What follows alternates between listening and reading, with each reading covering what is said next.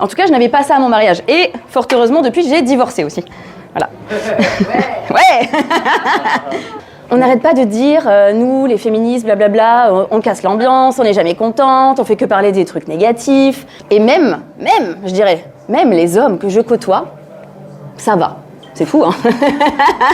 La misandrie, c'est plutôt une réaction politique, plutôt que individuelle. C'est-à-dire que je déteste pas les hommes, mais je déteste la structure, on va dire, patriarcale qui autorise certaines personnes à devenir des prédateurs et des agresseurs et qui en plus les encourage.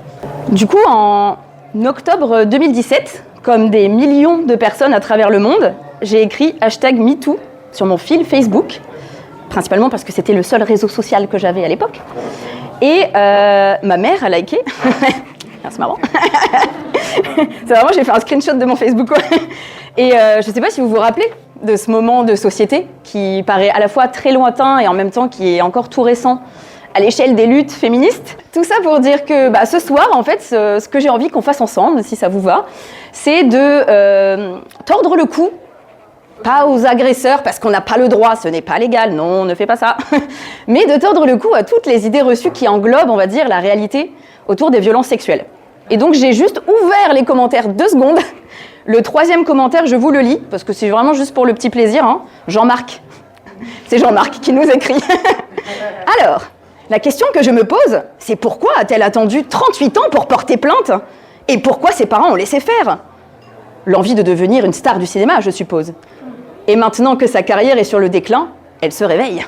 Mais ce qu'on va faire tous et toutes ensemble, si ça vous dit, c'est que dès que je dis un truc méchant, je vais lever ma main et on va dire not all men tous ensemble. Comme ça, ils ne seront pas trop... Voilà. Hein, c'est bon, ça vous va? Du coup, entre-temps, je suis devenue une casseuse d'ambiance officielle car j'ai repris des études. J'ai fait un master en études de genre, donc je suis devenue casseuse d'ambiance diplômée avec des sources maintenant, encore plus chiant qu'avant. Et en gros, moi, cette lecture, je la recommande de ouf parce que moi, ça m'a vraiment permis de comprendre certaines réactions que j'avais. En fait, pendant très très longtemps, j'étais extrêmement distante de mon corps, de mes émotions. J'étais quelqu'un de très très détaché qui, en mode rien n'était très grave et oh là là, on s'en fiche, c'est pas très important. Et donc, elle me dit qu'elle voit un mec à ce moment-là, sympathique mais pas féministe pour un sou, hein, bon. Et qu'en gros, elle me dit « Oh là là, ça m'a trop saoulée, putain, la semaine dernière, il est venu dormir chez moi, et en gros, je dormais, et il a pris ma main, et il s'est masturbé avec. »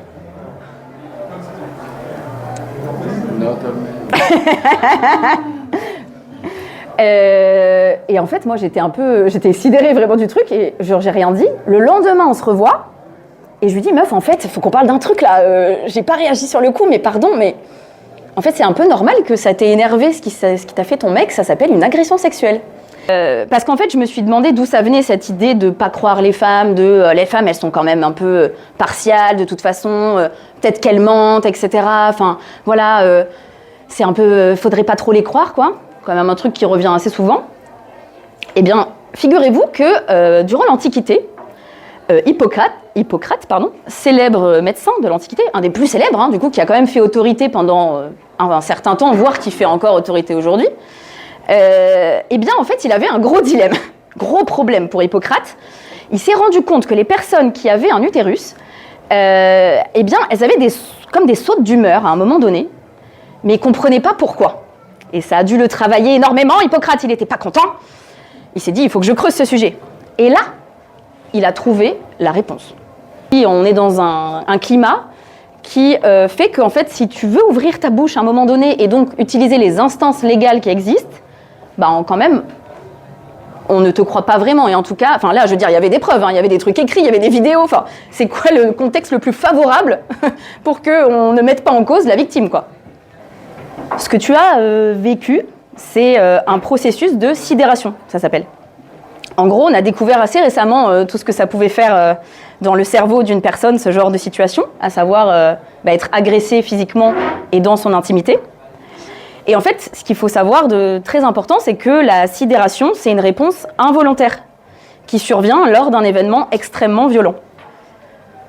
Donc c'est pas un choix de ne pas crier, de ne pas frapper, de ne pas essayer de se débattre, de ne pas partir en courant, etc. Si tu n'as pas pu réagir, Ce n'est pas de ta faute.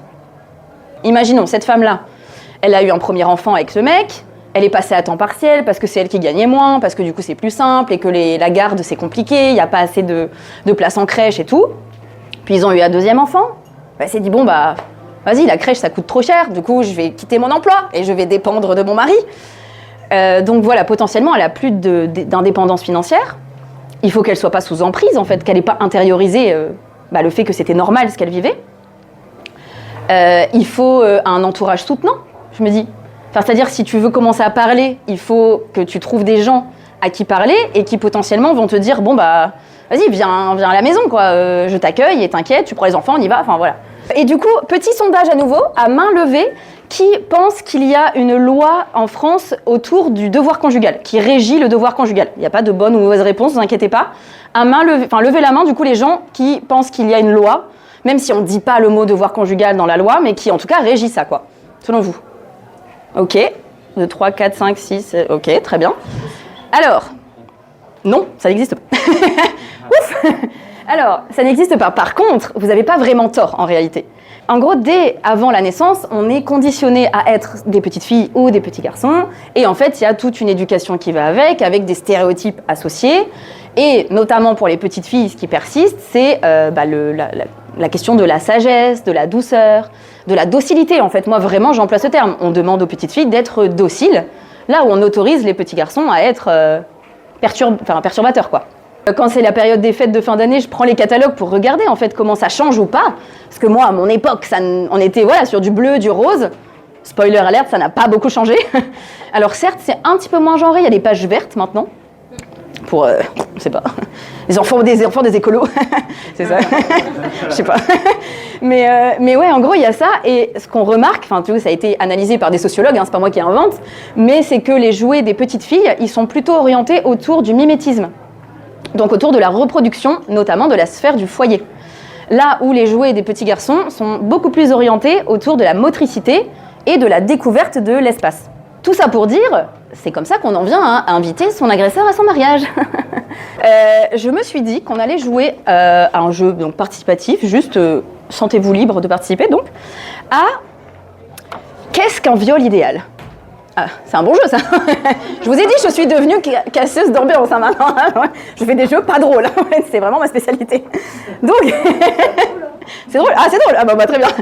On a une petite passion en France qui s'appelle passion, islamophobie et racisme. Tout à fait, tout à fait. Eh ben oui.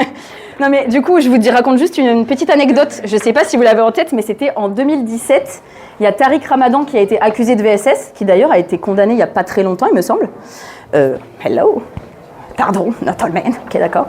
Et incroyable, mais vrai, du coup, sur BFM TV, CNews et tout ça, tous les médias de gros fachos, là, eh bien, ils ont invité, alors, des spécialistes. Des spécialistes de quoi, à votre avis, du coup, pour traiter de violences sexuelles ? De l'islam, tout à fait. C'est-à-dire qu'il faut pleurer et montrer que c'était horrible ce qu'on a vécu. Les victimes qui sont stoïques, comme moi, par exemple, qui ne racontent, par exemple, une histoire horrible aux yeux du monde avec une facilité ou juste du détachement, ah bah non, c'est pas une vraie victime, du coup. Donc il faut avoir le bon comportement. Voilà, je vais l'écrire. Et ça rejoint aussi ce qui a été dit à un moment, c'est le bon, les bonnes séquelles. Donc parce qu'on a parlé de larmes, etc. C'est que voilà, une vraie victime, c'est une victime où ça se voit. Parce que si ça se voit pas, ça n'a pas existé, évidemment. N'empêche, il a bouffé la pomme jusqu'au trognon et vite fait. Oui, mais c'est de la faute à Ève. Il n'a rien fait, lui, Adam. Il a pas dit femme, je crève. Rien à se mettre sous la dent. D'ailleurs, cette époque terrible, même pas assaisonnée. C'est bien écrit dans la Bible. Adam, il est mal tombé. Ah oui. Et il y a le porno. Alors. En fait, je vous dis ça parce que du coup, en écrivant ce spectacle, j'ai lu une étude, enfin c'est un sondage, je crois, qui date de 2023, qui montrait que 35% des garçons de moins de 12 ans ont déjà vu du porno en 2023. Donc plus d'un tiers des enfants, garçons de 12 ans. Hein. Pas mon fils. Non, Tolmen, bah voilà. Bah voilà. Non, mais moi, à 12 ans, j'ai changé des feuilles d'idole dans la cour de récré avec mes copines, en fait. C'est un truc de ouf. Alors, certes, bon, je vous ai dit mon âge tout à l'heure, c'était il y a donc longtemps, je n'avais pas de smartphone.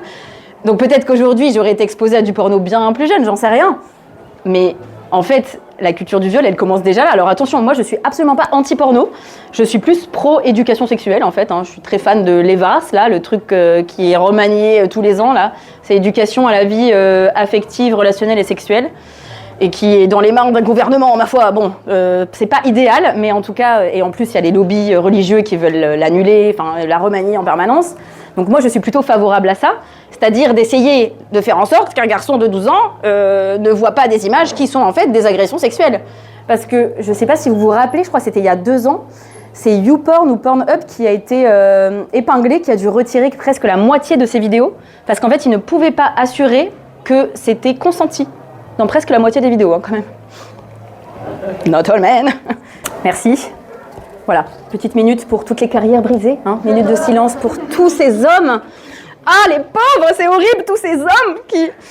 Vous vous rendez compte? Il est devenu président d'un pays, redevenu président d'un pays, c'est horrible comme carrière brisée.